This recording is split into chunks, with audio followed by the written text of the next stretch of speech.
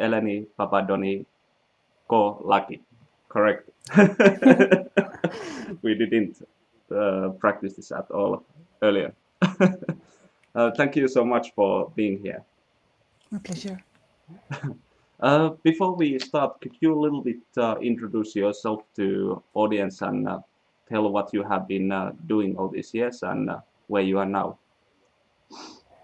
Yeah, thanks, Jero. Thanks for the invitation. I'm happy to contribute. So yeah, I'm Dr. Eleni Papadonikolaki. I am an associate professor in digital innovation and management at the UCL Bartlett School of Construction and Management. Before that, I have done different things in my career, and some of them were in the industry, some of them were in the academia. So early on, I started as an architect. So I was trained as an architect engineer in Greece, where I originally come from. And this is a 5 years program study. So I had 5 years where I worked a lot in architecture projects, a lot of design, a lot of form finding, and so on. And I also had some international experience during that time because I did some internships. The most interesting one was the Burj Khalifa, which is the tallest structure in the world. So I went there in 2006 when I was an undergraduate, and it was half the height it now has because it's the world record. And it was very interesting because it was my first contact with such a large-scale project with so many supply chain partners. And later, when I finished my studies, I worked as an architect, again in Middle East, so in projects that were based in the Middle East. And then it was when I started becoming acquainted with digital technologies, especially in design, because as I said, I come from the architecture. So I was studying things like Autodesk or 3ds Max, all these tools about visualization and representing architectural information. And then I became acquainted with building information modeling. So I thought it was a great opportunity that could take a lot of the very tedious things and the very rudimentary things that architects were doing, that it would help them streamline all these things. So I was, one of the people who was going to my managers and I was asking, oh, can we implement that in this project? Can we use BIM? And of course, the answer, it's no, because, and still, we still struggle with those decisions in companies 10 years later. So then I started my academic career in a sense because I wanted to do more studies. So I went to TU Delft in the Netherlands. I was around 2009. Then I started looking about which countries are using BIM, because that was my criteria in order to go to do extra studies. And back then it was Germany and the Netherlands. And I went to the Netherlands because it's very international and all the programs are in English. So it was very easy for me because I was speaking English. So I went there, I studied 2 years, a lot of digital tools as well about architecture. So I was trained in things like, again, form finding, parametric architecture, or computational architecture as it's called, a lot of rhinoceros, grasshopper, processing, this sort of things. And then there was an opportunity for a PhD. So it was about building information modeling and supply chain management. And I said, oh yeah, I want to do something on building information modeling again, because I realized that the design side of the digital things, like all these tools I mentioned, they were very much supporting form finding, but they were not automating the process. So I was very much interested in the process and not at the final design result. And so I stayed another 4 years. I did my PhD. And after that, I moved in the UK. So in UCL, where I am now, I was assistant professor and now associate professor. So throughout my career, I'm very applied, because construction is very applied. But also I like digital technologies a lot. I like innovation. I like management. Project management, also supply chain management, how different organizations relate together. and also because innovation, it also has to do with organizational decisions. It's Yes. also a big part of my orientation in this space. Wow, that's a lot of things. It's really cool. Like my background as well was from 3ds Max software that I started with 3D, and then when I landed in infrastructure, it was like back again 3D model. So it was like, oh yeah, it's like 3ds Max, but a little bit different softwares. But that's great. Really curious of like as you said about its applied sciences, and then it's a lot of like organizational decision making, and especially the process itself in there is the, I would say it's the hardest nut to crack. It's like really challenging piece of the puzzle. What kind of like things in specifically in there were you more interested and looking into it? Like what kind of research did you make regarding the process itself? Yeah, so the research I was doing is because I started, as I said, my research career in the Netherlands, and there is a lot of research there and interest in supply chain management, and I was very much triggered by that. My first contact with that, I'm not going to lie, but when I saw this, I Googled it because I didn't know what this term was. I didn't have any formal management training, and I was really excited because of this concept of supply chain management, because this was what as an architect I was experiencing in my daily work. So we had to do a lot of negotiations with different actors, and especially about design.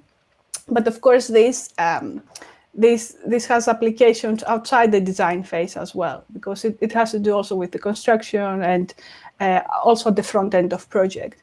So I'm very much drawn and attracted with the idea of people working together. So everything that has to do with collaboration, I think that you can't get a project without collaboration, and also you can't innovate if you don't collaborate, because when people come from different backgrounds, they have different ideas and they have different expertise, and then we put all these things together and magic happens. So I'm very much interested into how people work together, how they collaborate, how they can innovate. I'm looking at people issues and also organizationally more at strategy, as well as what happens at the project level, also at workflow level. That's really nice. It's quite wide, and it's I at least fell in love with especially like because I think the big issue with everything is the process and the people, how we can get the collaboration, communication, all these things working, and then we have those lot of different tools, especially when it goes from design to construction and construction to maintenance, and then trying to all this find like good practical steps to go through all the steps required, and I think that's a really interesting area to well learn, and then try to find a good path on that. Before, let's take a little bit step back on the architecture, like when you were first graduate and then you went to the projects. What kind of findings did you find there that then inspired you to go more on the academic side? Yeah, as I said, as an architect, I mean, architectural studies, they train you a lot to think about the form and the function of space, and also about the relation of the space with people. So it is related to social science because it has to do with people, but it also has to do with engineering, right? So all the things that are related to digital technologies and how we're doing things, they're related more on the engineering side of that. So as I mentioned, I was interested in the forms and the final results. So I wanted to have perfect drawings and design nice buildings and so on. But then I realized that I was mostly interested in the process of how the people work together and how this process can be faster and more efficient, and I was trying to seek ways to avoid to the very laborious task, not because I was bored, but I really believe that technologies such as BIM, they could make things a bit faster, and that more accurate. So we would have more accurate information throughout the process, which means better results at the end. Now, I know that there are no concrete numbers of the benefits of BIM and so on, but from a user perspective, at least from my side, around 10 years ago, I was doing that. I found the benefit. So that's why I'm a believer, because I was very much drawn to that. And I cannot give you numbers, but as a user, I could see the benefits across the whole process. And also, I mean, we wrote a paper with a colleague from the University of Melbourne a couple of years ago, where we analyzed worksheets. So worksheets of, that's very hard to get data, worksheets of people working in projects. So we could see where they were spending their time when they were working with BIM. And the interesting thing from that was that most of the time it was in creating the 2D drawings out of the BIM. So, because this was data on how they were using BIM, and there were different. We had different categories of time spent. So it could be at design modeling, it could be at cost or quantity takeoff, different things, and most of the time was spent into creating the 2D information. So, and this was a couple of years ago. So we are still not used to this 3D, so we haven't made the shift. And the 2D representations, they come to us from the Middle Ages, right? When the great master builders were building, and they were making this modeling abstraction of, here is a floor plan, or here is an elevation, or a section, and we still use this language. So this was a communication tool 500 years ago. We still use this language. So because we spent effort to translate it into that language. So we're not really there with regards to communicating with a 3D information model, but I think we're getting there. Yeah, and it's really interesting. Like in today's construction, when we get those PDF drawings, it requires some level of imaginations to really in your mind to visualize that, okay, how it should look like. Then when you just open the BIM model, then it's like, okay, yeah, it's over there. That's how it should be built. And it's really interesting to see like the difference that when people have worked on 2D very long, and then when they need to, if they get the BIM models in the project and then they should utilize it, then their whole tool set of PDF Exchange and all those things move to they need to learn quite new, different tools to utilize it on measurements, or then just looking the space reservations and all these things. And I think it's nice to see that the BIM, even though it's, I think still there's no, as you said, it's hard to say the hours saved or money saved using BIM, but then again, when it goes to the like more forward, it just makes so much more easier to do the revisions, or then especially in construction, more easier to spot the problems and then fix them before we go to the site and we see the building getting built, and then we didn't look this conflict, and now it's we need to solve it on the site, and of course then it's not optimal solution. Yeah, and I think also it helps communicate. It helps communication among disciplines, because the most frequent problem we had as architects was, we're designing a house. Okay, where do all the services from the bathrooms and the kitchen go? So that was the main issue. When you had to design in architecture a housing, for example.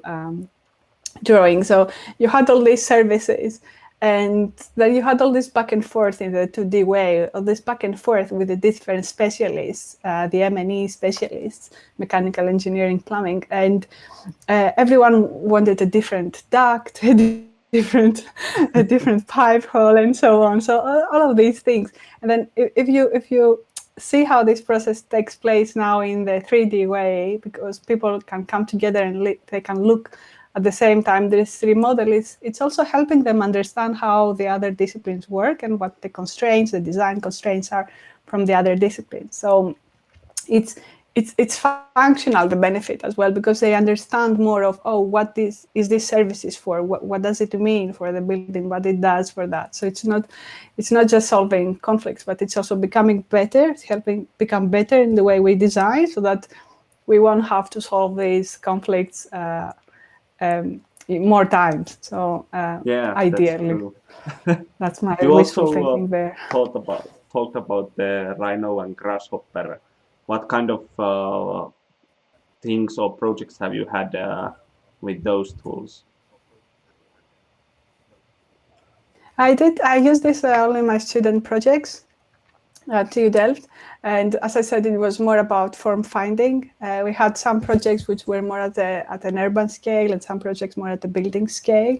So this was very interesting. I must admit that after I did these things, it was very hard for me to use things like Excel. So because your mind is like, it only works with Grasshopper. So I thought I had to plug things into Grasshopper in order to make to divide something, or to make a subtraction. So yeah, basically these couple of years where we were looking at data and so on. But I like that these are still used, especially for form finding. There are also the Dynamo also, which links to Revit as well, and I think this gives a lot of opportunities and a lot of creative freedom to architects to do their work. Definitely. And I mean, the first time I opened the Rhino and started testing with the Grasshopper, it was quite a revelation that finally we have a tool that we can also remove all this, so to say, well, I call them monkey jobs. So basically, if it's something that all is related to something core information, then we could just replicate and just do small tweaks, and voila, we got so much easier to do the BIM models and such. So it was for me, it was a big revelation that, hey, holy shit, this is something something to really look onto, the Dynamo or the Grasshopper.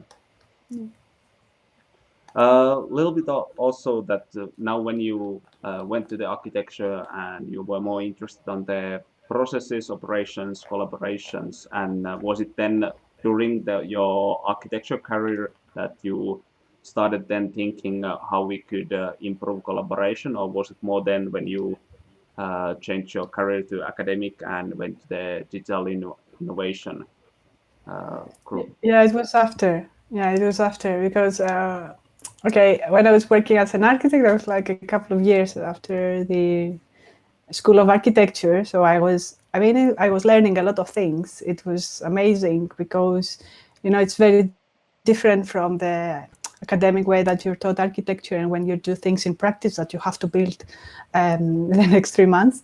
So it was very good to consolidate all this knowledge. But yeah, I think it is a combination of factors there, because around 2008 there was a global crisis. Okay, in Greece this was around 2010. I had a very good job as an architect, but this was also the time where I coincided, because I said I've learned a lot of things in this job and I wanted to do more, especially with digital technology. So I wanted to pursue further studies. And this coincided with the economic crisis. So that led me thinking about other careers, because I said, yeah, okay, I can leave this job. I can go do a master, learn something about digital technologies that I was always passionate about, but I was also looking at what sort of jobs will be there when I finish.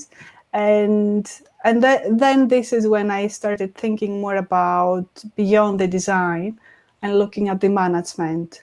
So that's why I started also a PhD later on to learn more about that, because I thought it would be really useful for my career.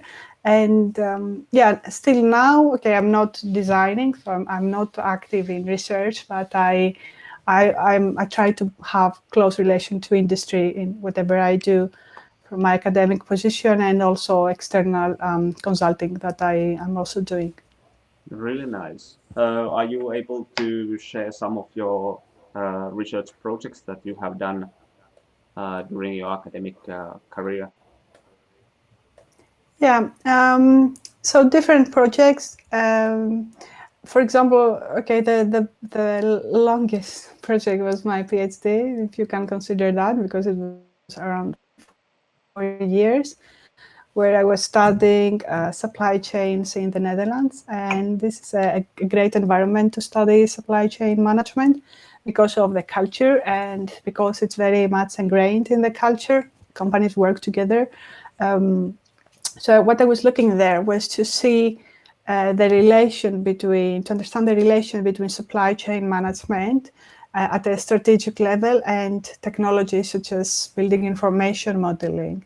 And then the results of that, the findings were that essentially if you have a supply chain relation already in place, a good collaboration already in place, then it's much easier to learn and implement new technologies.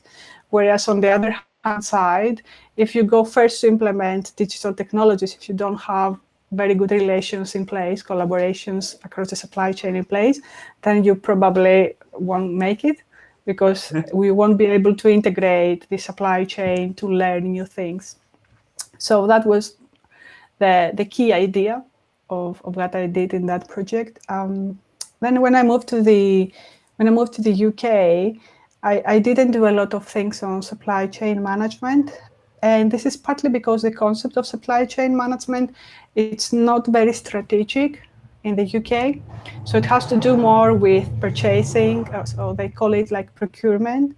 It's not very strategic, whereas in the Netherlands, it's very strategic to bring people together and to actively seek to improve the relations. Of course, I have studied some companies which are very strong on that in the UK. And also I've done research, so other things I've done are with regards to championing digital innovations inside companies. So this is one part of research I have been doing. So more at the micro level, because the supply chain is at an ecosystem level. The champions of innovation, they're more at the micro level. So I'm very much interested in that, of more the micro foundations of digital innovation. I'm also looking at project management. The Bartlett School of Construction Project Management, where I'm based, it's a center of excellence in project management, and it's one of few schools around the world which are focusing on project management or the management of projects. And this is also something very fitting for the sector, because construction is also very project-based. And this is why when we typically try to transfer lessons from one sector to the other in construction, because it's very unique, because we have all these different projects. They're not easily transferable, those lessons. And this is also why some digital innovation fail, because we are very good at construction to import things from other sectors. We're very good at that. But we lack in the implementation, and these are all the things that come also from the how applied the sector is, how the procurement is organized, the structures, the very low profit margins. And the most recent research I'm doing, so apart from building information modeling, I'm also looking at blockchain, because I'm interested in this concept as well, this technology. Because it complements transaction-heavy industries very well. And we know construction is very transaction heavy. We have all these different information flows, cash flows, and material flows. And blockchain can address each one of these different flows very well. Yeah, wow. You do really interesting stuff. The blockchain technology is also like it's a big thing, but it's like I have tested a couple of construction-focused blockchains for transaction. It's more like focused on quality papers, but it's still, I think it still requires some tweaking that it gets really better adoption onto the site because then it's again, how to say, the next level of understanding on technological tools and utilizing them than if we're talking like more simpler BIM tools that we have on the site. But it's interesting stuff, definitely. What kind of research are you focused on in blockchains? So with blockchain, I'm looking, again, because I'm interested in supply chain, how people work together. So I'm looking at how blockchain is influencing trust, which is a very elusive concept as well. And it's essentially blockchain is shifting what we are calling relational trust. So typically companies work together because they trust the brand or how long they know this partner or their history together and their reputation. And we see a change from that towards how much they trust the data that they can produce, the data that they can share, information. And that's also that I'm very much triggered by this concept because also when I was looking at BIM, one of the key things that when I was doing research on BIM, one of the key things that people were saying to me, it was like, oh yes, okay, they've sent me this drawing, but how do I know if I trust this drawing? So this was a key thing when, with BIM, you couldn't answer this question, right? How can they trust it? You couldn't answer that, but blockchain has the potential to shed some light there. True. So this is one of the directions I'm looking at, but I'm interested also in blockchain from a more ecosystem high level because I want to because it's a very new technology, at least in our sector. We haven't seen a lot of applications yet. But still, there are many companies which are interested in that. A lot of companies are watching the space, and I'm really interested, more from a meta level on how the industry is organized, how the industry is preparing itself for that, and I'm very curious. And because I'm also involved in the Construction Blockchain Consortium, we want to help in that. So we're doing also a lot of knowledge exchange in order to be able to share some of the research and technological advancements with the industry. Wow, that sounds amazing. It was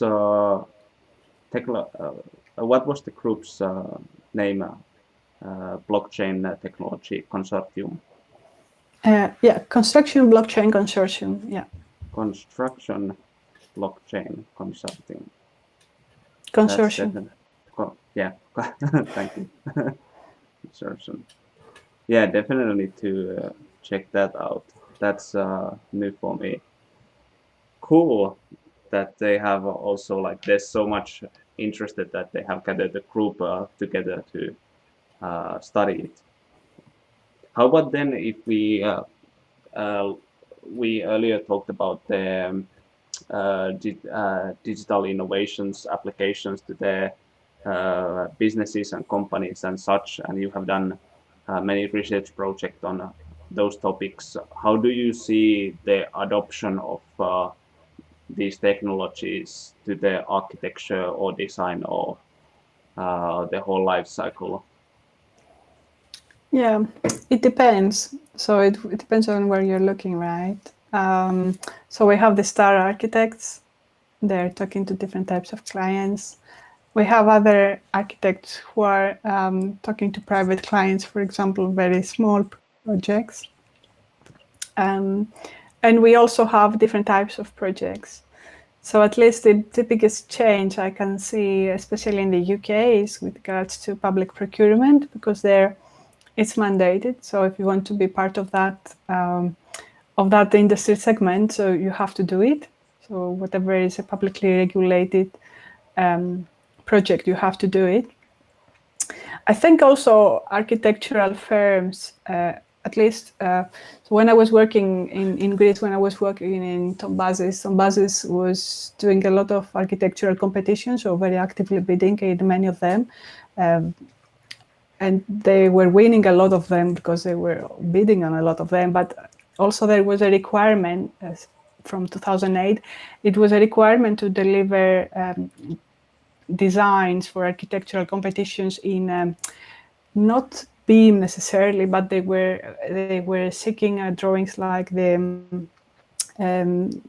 architectural what was the name, the Autodesk one, but not the AutoCAD. It was another one. I don't remember the name, but it had the same. So you were designing 3D there. It was not just lines in Autodesk.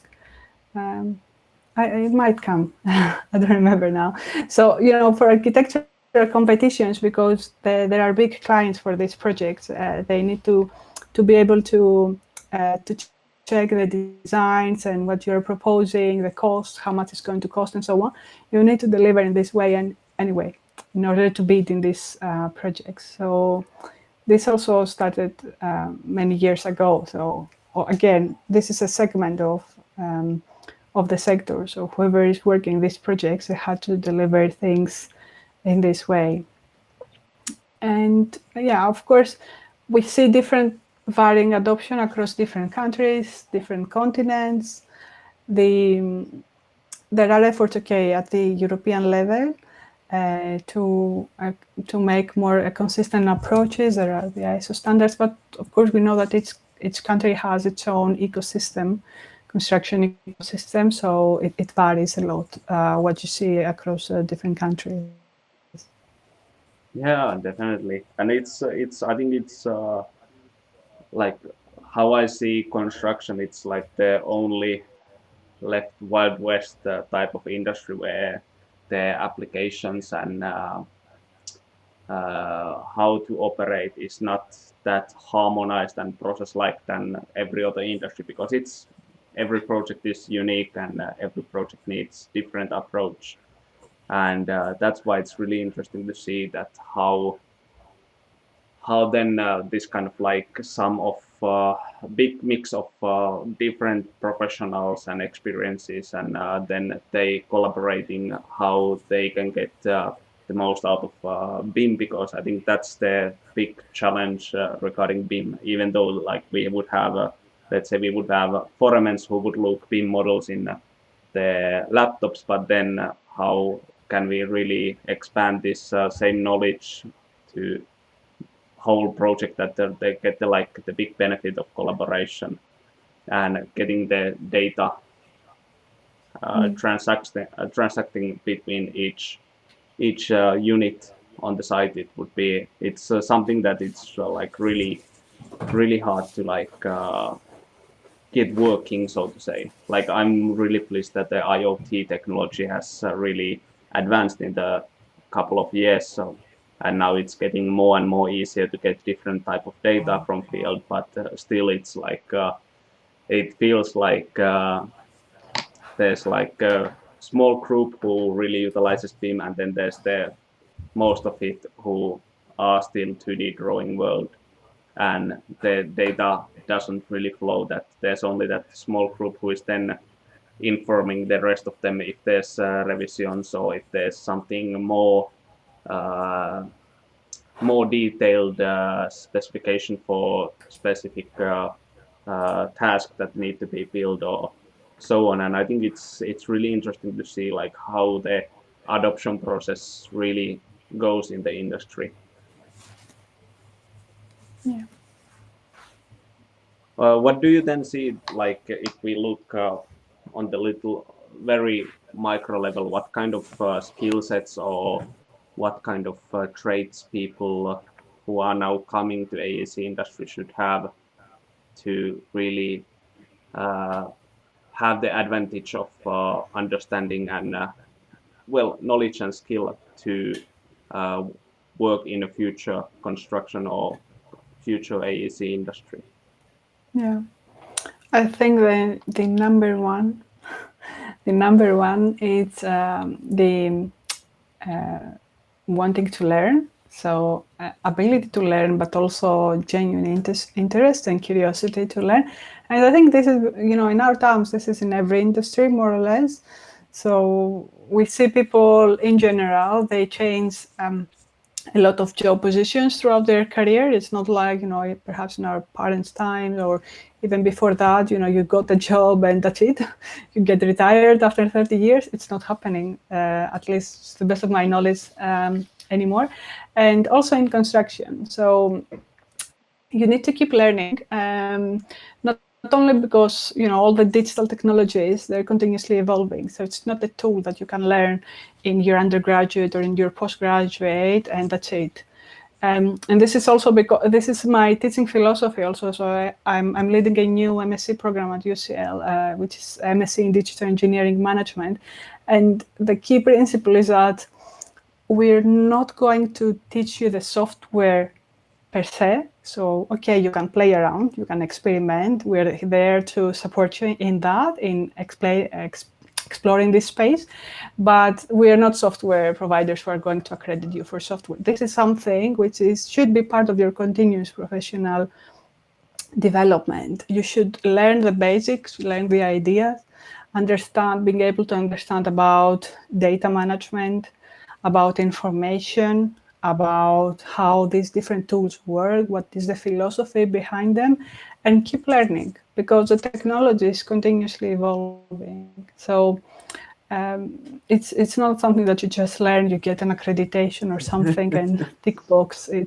No, because then the technology will overpass you. So you won't be relevant if you just learn one thing. So you have to learn a lot of things. You have to be genuinely passionate to learn and to improve, and also to be able to think at a more systems level, to be able to understand the nature of work, especially in construction, because it's a very project-based industry. You have to understand all these project processes, but also understand that it's a complex system. You have to have a mindset that is going to help you unpack the system and be able to work in the different specific roles that are out there. And also, it's important. I mentioned, for example, the research I've done in with champions, digital innovation champions. So people should be able to move across boundaries of their roles. Because these tools and digital technology have to do a lot with communication. And when you are good at communication, you can be a bridge which transfers meaning across all these different disciplines in the built environment. It's very fragmented. So we have a lot of disciplines, many specialists involved in the design and in the production. So you have to be also very good with people. So you should be able, people who are entering the industry should be able to understand that their work is not going to be just a routine working behind the screen, but it's going to be something that will facilitate collaborative work. Yeah, definitely. Those are really good points. The collaboration is really huge. Like people who cannot collaborate are not very good at communicating, gonna have a lot of challenges on the road. And also, I find it quite funny, especially like in AEC industry, but many other industries as well. Like there's a like big market for this kind of like certifications. Like everyone is getting Revit certifications or some other tool certifications, and then it's like something big and meaningful in the industry. But I feel like it's always that, okay, certification, you learn the basics and then you start learning yourself that what more could I achieve with this, and then again then applying into the processes, into the collaboration, and how you can then the value you are creating then providing for everyone on the project. And I think that's the two steps that are more like there's no internet tutorial how to do it. It's just like your own experience, and you need to just apply and see it yourself. How about then? What do you see like this kind of like BIM misconceptions, like people who then have seen a great architect BIM models or interested in building information modeling? What kind of misconceptions do you face regarding BIM?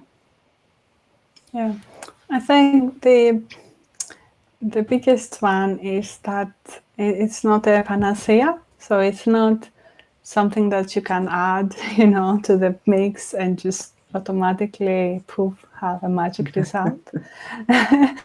And there are many people who, they're forced. There are many companies that are forced for different reasons, market pressures to use it, but it should be a more conscious approach in order to do that.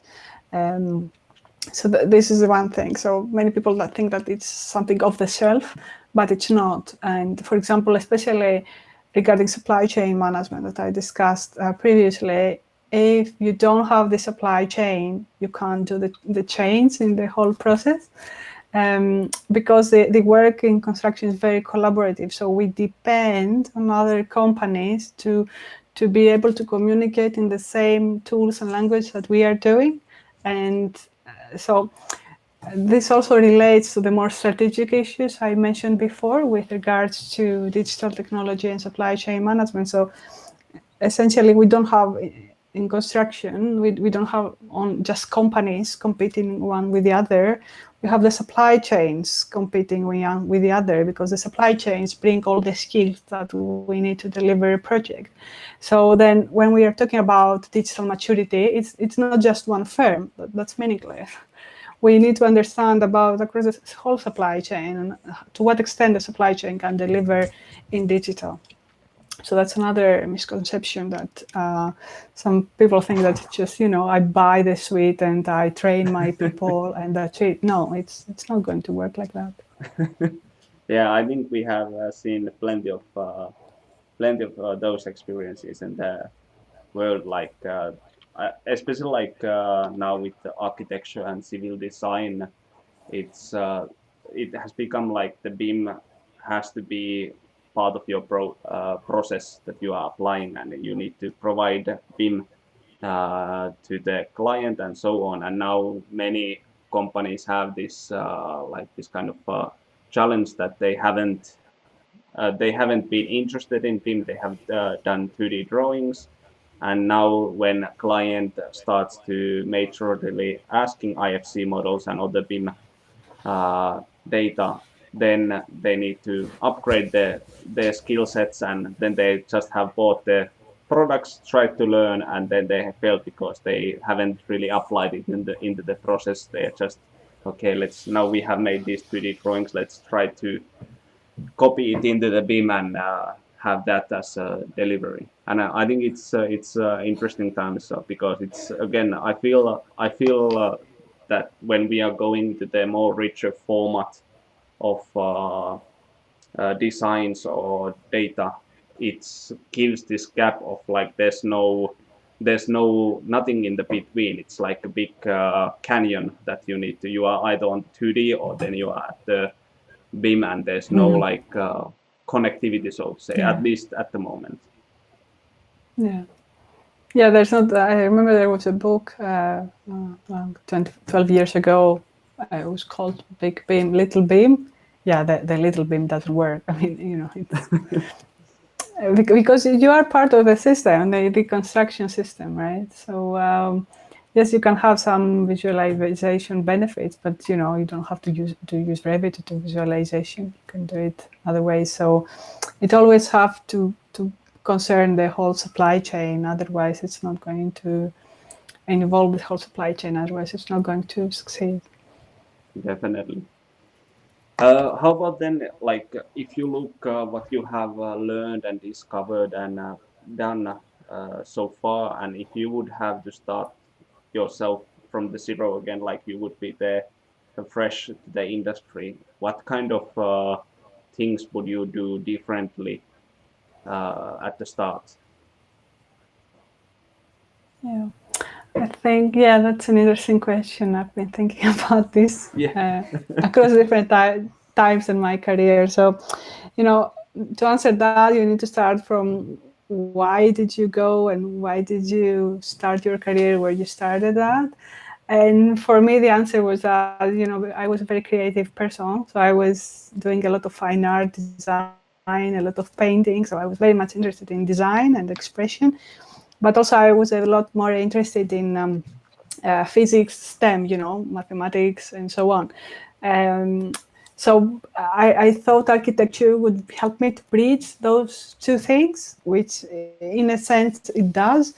But the architecture study, although I studied in a technical university first and then at TU Delft as well, it is part of the engineering. You don't learn all the engineering things that can help you talk with engineers, whereas there are other engineering disciplines like mechanical engineer, civil engineer. We can speak more, especially we have more search skills, especially STEM skills. So I think this is a challenge because there are architects, engineers, but they don't speak the same language with mechanical engineers or civil engineers, which are also part of the construction supply chain. So I would like that to have that more, more when I entered the industry. And I think this is also now more important than ever because especially the construction industry becomes very data heavy. And because of the digital technologies, we should be able to understand not only how to structure, to model, and to author this data, but also to analyze that. And of course, architects, but also other disciplines in the built environment, they struggle a lot with that. So I think this is something that needs more work. Good answer. Yeah, that's I think now especially when BIM and all this new technologies is getting more applied, so to say, construction is getting more digital.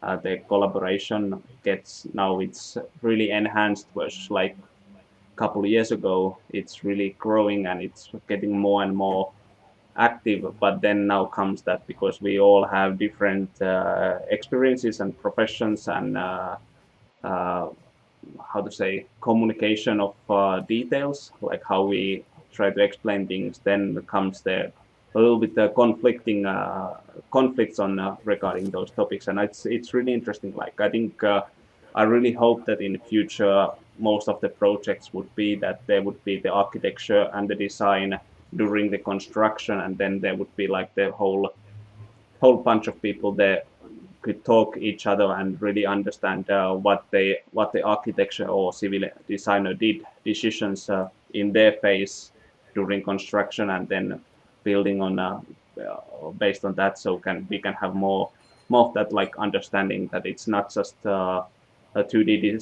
designs or beam designs, but it's more like the whole understanding the whole picture and why we made these decisions, so we can then apply them when we are building the roads or buildings. And I think it's in the future understanding the design and construction before going to industry. It's I think that's a really valuable skill set, definitely. How about now then when you have done a lot of research, especially what you thought about the blockchain and other tools, where do you see our industry, especially with the BIM, but also in terms of digitalization, where is it going in near future? Yeah, it's going towards more connection across these different digital technologies. So connection, I don't mean that it will be under one super platform, but connection that the different tools can talk to each other more. And this would help integrate also the processes better. So we should be looking to improve that and to integrate different technologies across the project life cycle so that we can have more accurate data from one project lifecycle phase to the other. So I'd like to see more of that. This, of course, entails that people should be able to understand both the engineering work better, but also how to work with data. Because it has to do with a lot of data handover. So this is one side. The other is, as I mentioned before, I don't like to call it like people skills, but it has to do with the competencies and how people work together. And third, it has to do with the strategic thinking I mentioned before. So if we don't have this, it's not going to happen. And I understand that it's something that because construction is a very traditional industry, it's something that we don't have a lot of, but we have a lot of leadership in the sector. So it would be good to be able to demonstrate strategic decisions that can help both projects but also organizations to reach this digital maturity. So more streamlined way of thinking. Yeah, those are definitely coming, and especially like on the like tech industry where people are already talking the Web 3.0, like the integrations, and then having ability to, how to say, like in a grasshopper, building those parametric or algorithmic blocks, then similar process for between different tools and softwares and actions. And I think it's probably need to have a data scientist soon in our industry. It's interesting to see what kind of steps we are going to take in the future. How do you guys see it? By the way, Yeah, sorry, on what you mentioned, I don't think that the industry needs more fragmentation. We don't need to have more specialized experts, because there was tendency, to say, oh, this is the BIM manager, that's the BIM coordinator, this is the BIM whatever. So we don't need to have more of these specializations. I mean, perhaps the beginning of the process, yes, but then we need to have more consolidation. So we need to have all these traditional roles that we had in the sector. We need them to be digitally skilled to be able to lead using new tools in their yeah, work. you are correct on that. Like, I agree with you completely. I think even currently it feels a bit of strange that we need to have, there has born so many new different roles in the industry because of BIM. But hopefully in the future, this would be just something like the normal skill set of understanding a little bit of this, little bit of that, and then doing your main job. Yeah, I agree completely. uh, by the way, what would you recommend for people to then read or study or learn to understand the big picture of BIM and digitalization in construction and where it's heading? Yeah. I think, okay, for BIM, I would say, start with databases. As simple as that.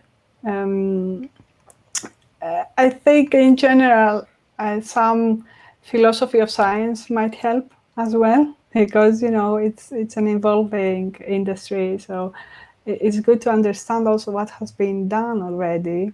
There are many principles that have informed all the things that we are now talking like about BIM. So you have to look at cybernetics, for example, to understand what is information, how it's structured, how it's transmitted. So it's very basic things, but that's why I'm saying like philosophy of these issues. There are a lot of good books around. I think also it has to do, because we discussed it's a very applied field. So for those who want to start working on that in the industry, they have to train a lot themselves. There are a lot of resources online available in different MOOC platforms and so on.